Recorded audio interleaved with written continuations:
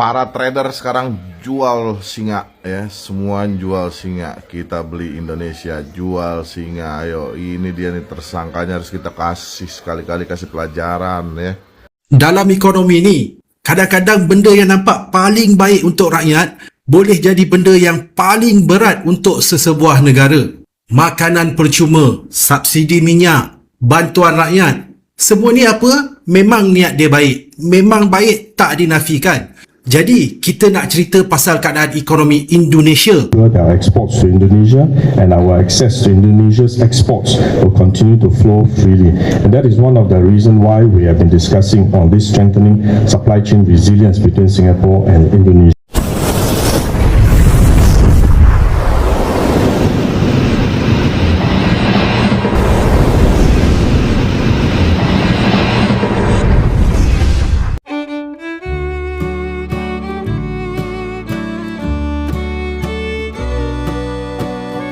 Halo sedulur Nusantara, tahukah kamu, menurut seorang ekonom asal Malaysia, melemahnya nilai tukar rupiah terhadap dolar Amerika disebut-sebut dipicu oleh besarnya beban subsidi pemerintah, program makan bergizi gratis atau MBG, serta tantangan di sektor energi.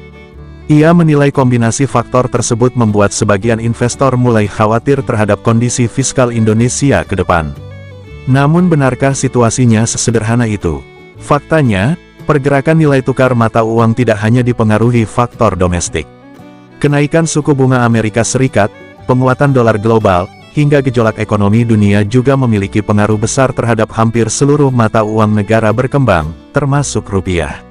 Meski ada pihak yang mengklaim investor ramai-ramai menarik dana dari Indonesia, banyak pengamat menilai kondisi ekonomi Indonesia masih ditopang oleh pasar domestik yang besar, cadangan devisa yang kuat, serta pertumbuhan ekonomi yang relatif stabil dibanding banyak negara lain. Karena itu, pernyataan ekonom Malaysia tersebut langsung memicu perdebatan di media sosial. Sebagian setuju, namun tidak sedikit yang menilai analisis itu terlalu menyederhanakan persoalan dan mengabaikan faktor global yang sedang menekan hampir seluruh mata uang di kawasan Asia. Lalu menurut kalian, apakah pelemahan rupiah murni akibat kebijakan dalam negeri, atau justru lebih banyak dipengaruhi kondisi ekonomi global? Dalam ekonomi ini, kadang-kadang benda yang nampak paling baik untuk rakyat boleh jadi benda yang paling berat untuk sesebuah negara. Makanan percuma, subsidi minyak, bantuan rakyat, semua ni apa? Memang niat dia baik. Memang baik, tak dinafikan. Jadi, kita nak cerita pasal keadaan ekonomi Indonesia. Bukan nak buat judgement, tapi untuk kita belajar bersama. Indonesia ini ekonomi besar, populasi besar, komoditi besar, dan dalam banyak perkara, Malaysia pun boleh belajar banyak daripada Indonesia. Tapi, apa yang berlaku dekat Indonesia sekarang ini beri satu pengajaran penting kepada kita semua. Sebab masalah sebenar bukan sama ada kerajaan patut bantu rakyat ataupun tidak. Kerajaan memang patut bantu rakyat. Masalah sebenar ialah bila kerajaan bantu rakyat, siapa yang kena bayar bil tu? Dan kalau cara nak buat pembayaran dia tak cukup kuat, kesan dia bukan kecil. Dia boleh kena tempias satu negara. Currency boleh jatuh, pelabur boleh lari, harga barang boleh naik, dan akhirnya rakyat yang kerajaan nak bantu tadi pun boleh terkena balik tempias dia. Jadi itulah cerita besar yang sedang berlaku sekarang ini. Ekonomi Indonesia masih growing, which is a very good thing. Tapi market, investor mula tanya soalan yang sangat bahaya. Keyakinan terhadap ekonomi Indonesia. Kalau kita tengok data rasmi, Indonesia ni bukan ekonomi kecil. GDP Q1 2026 masih growing 5.61% year on year. Atas kertas nombor itu memang nampak cantik. Tapi market tak tengok satu nombor sahaja. Market tengok keseluruhan cerita. Rupiah kena tekanan, stock market jatuh, foreign investor makin berhati-hati, dan Bank Indonesia terpaksa buat macam-macam untuk stabilkan currency. Jadi dekat sini ramai orang salah faham. Bila kita cakap ekonomi Indonesia sekarang sedang goyang, itu bukan bermaksud Indonesia tiba-tiba jadi negara yang lemah ekonomi. Bukan. Maksudnya keyakinan market investor terhadap arah polisi Indonesia sedang diuji, dan benda ini penting sebab dalam ekonomi ada dua benda yang bergerak sekali. Satu, data rasmi. Dua, kepercayaan market dan investor. Kadang-kadang data memang nampak cantik, tapi kalau market rasa polisi kerajaan ke hadapan ini makin berat, currency akan tunjuk dulu. Sebab currency ini macam undian hari-hari, setiap hari. Orang boleh kata ekonomi kuat, tapi kalau duit keluar, rupiah jatuh, bond yield naik, itu market sedang bagi signal arah berlainan. Sekarang kita masuk isu paling sensitif, iaitu program makanan percuma. Di Indonesia, program makan bergizi gratis ini memang besar. Sasarannya juga besar, kosnya juga besar. Untuk bajet 2026, Reuters melaporkan peruntukan program ini dinaikkan kepada 335 trilion rupiah. Ini angka yang sangat-sangat besar. Secara kasar, 9% daripada total perbelanjaan kerajaan. Sekali lagi, ini bukan program buruk. Kalau budak sekolah dapat makan, keluarga susah dapat bantuan, ibu mengandung dapat bantuan, dari sudut sosial, ini memang sangat-sangat bagus. Tapi dalam ekonomi, program yang baik pun tetap kena kira kos belanjawan. Sebab bila kerajaan buat satu komitmen sebesar itu, ini bukan nak bayar sekali saja. Dia kena bayar setiap bulan, setiap tahun. Tahun depan kena bayar lagi. Tahun selepas itu pun kena bayar lagi. Jadi soalan market investor simple. Duit itu datang daripada mana? Kalau hasil kerajaan cukup, okey, fine.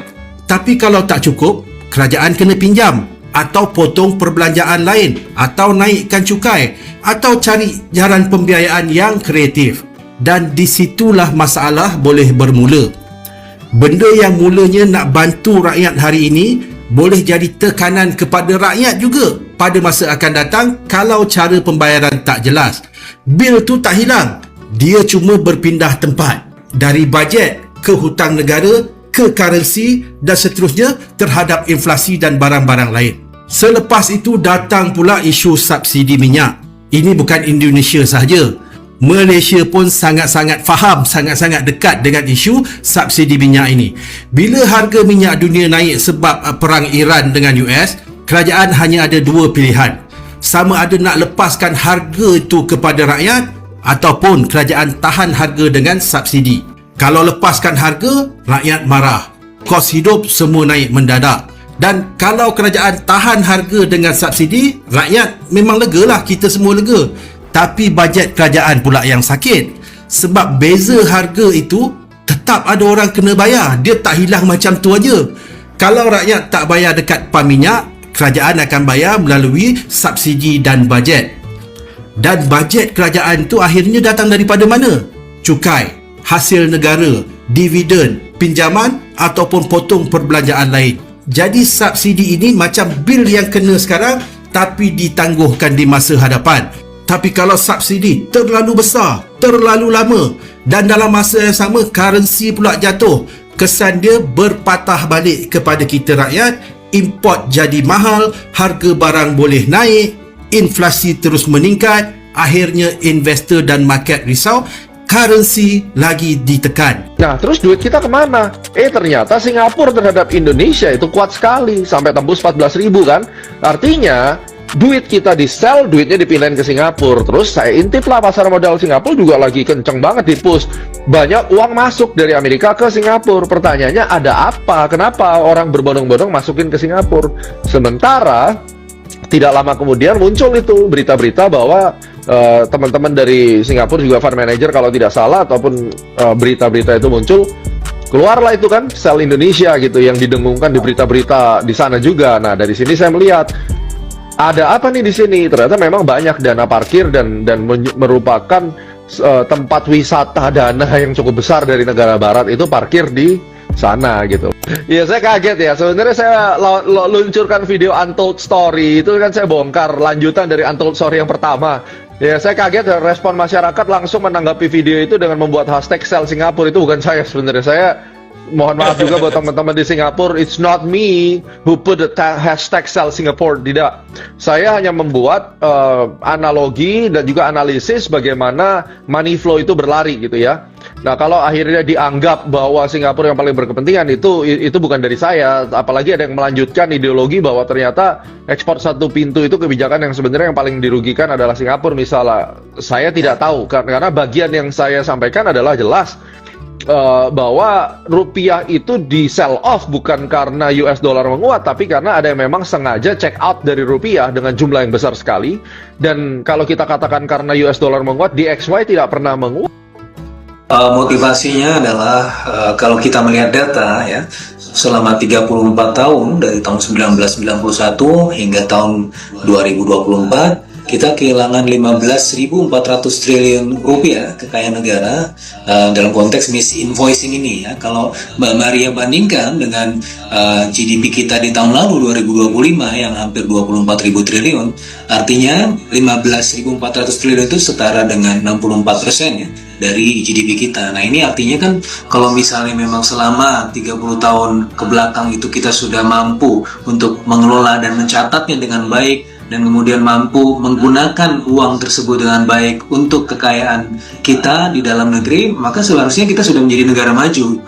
Nah, oleh karenanya kita melihat ya, Presiden melihat bahwa perlu adanya konsolidasi dalam hal ini dalam konteks penata laksanaan ya, tata kelola ekspor dan juga impor ya, karena tidak hanya ekspornya tetapi juga ada impor yang sifatnya bukan hanya under invoicing tapi juga over invoicing. Nah, hal inilah yang kemudian menjadi latar belakang atau motivasi. Does Indonesia's policy of centralizing all exports affect Singapore's interest in investing and trading with Indonesia?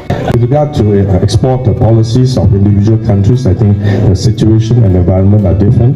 Every country have their own concerns and priorities, and Singapore will work together with Indonesia to ensure that Indonesia continues to be an attractive investment destination for Singapore and our investors. And we'll continue to also work with Singapore businessmen to find a way to work with Indonesia to make sure that our exports to Indonesia and our access to Indonesia's exports will continue to flow freely. And that is one of the reasons why we have been discussing on this strengthening supply chain resilience between Singapore and Indonesia. Rencana Indonesia menerapkan sistem ekspor satu pintu ternyata mulai membuat Singapura gelisah. Pasalnya, kebijakan ini dirancang untuk menutup celah under invoice dan berbagai kebocoran yang selama ini diduga mengurangi pemasukan negara hingga triliunan rupiah. Selama bertahun-tahun, Singapura dikenal sebagai hub perdagangan dan transit ekspor Indonesia. Namun dengan sistem ekspor satu pintu, seluruh proses akan berada di bawah pengawasan yang lebih ketat dan transparan. Artinya, ruang gerak eksportir nakal dan para pemain yang selama ini menikmati celah regulasi akan semakin sempit. Tak heran jika perhatian Singapura terhadap kebijakan ini begitu besar. Bahkan Wakil Perdana Menteri Singapura, Gan Kim Yong, datang ke Jakarta untuk memastikan ekspor ke Singapura tetap lancar dan membahas hubungan ekonomi dan perdagangan di tengah rencana perubahan besar tersebut. Di media sosial, sentimen nasionalisme ekonomi pun ikut menguat. Tagar, Sell Singapore, ramai digaungkan netizen Indonesia setelah sebelumnya media-media Singapura gencar memberitakan sentimen, Sell Indonesia. Banyak yang melihat ini sebagai bentuk perlawanan simbolis terhadap narasi yang dianggap meremehkan kekuatan ekonomi Indonesia. Kini pertanyaannya, apakah kebijakan ekspor satu pintu benar-benar akan mengembalikan miliaran dolar yang selama ini bocor ke luar negeri? Jika iya, siapa sebenarnya yang paling khawatir dengan perubahan ini?